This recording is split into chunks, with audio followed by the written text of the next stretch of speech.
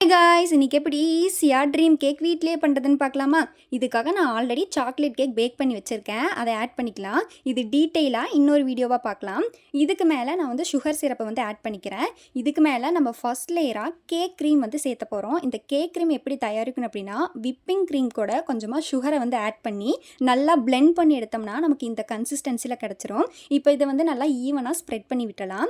இதுக்கு மேலே நான் சாக்லேட் கனாஸ் வந்து சேர்த்த போகிறேன். சாக்லேட் கனாஸ் வந்து எப்படி தயாரிக்கணும் அப்படின்னா 2:1 ரேஷியோவில் சாக்லேட்டையும் மில்க்கையும் சேர்த்து நல்லா வந்துட்டு பாயில் பண்ணி, அதாவது டபுள் பாயிலிங் மெத்தடில் வந்துட்டு நல்லா மெல்ட் பண்ணி எடுத்துக்கோங்க. எடுத்துட்டு அதை வந்து ஃப்ரிட்ஜில் வச்சு செட் பண்ணி எடுத்தால் நமக்கு சாக்லேட் கனாஸும் ரெடி ஆகிடுச்சு. இப்போ இதையும் நல்லா ஈவனாக வந்து ஸ்ப்ரெட் பண்ணி விட்டலாம். அவ்வளோதான். இதுக்கு மேலே லாஸ்ட் லேயராக நான் மில்க் சாக்லேட் வந்து ஆட் பண்ணுறேன்.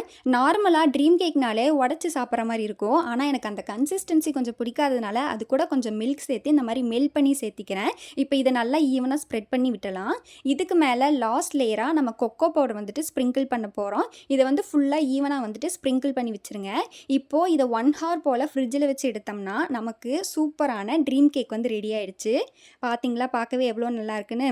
சரி, இதை எடுத்து பார்த்துருவோம். பார்த்தீங்களா, அந்த லேயர்ஸ் எல்லாம் எவ்வளோ சூப்பராக வந்திருக்குன்னு. சரி, டேஸ்ட் பண்ணி பார்த்துருவோமா?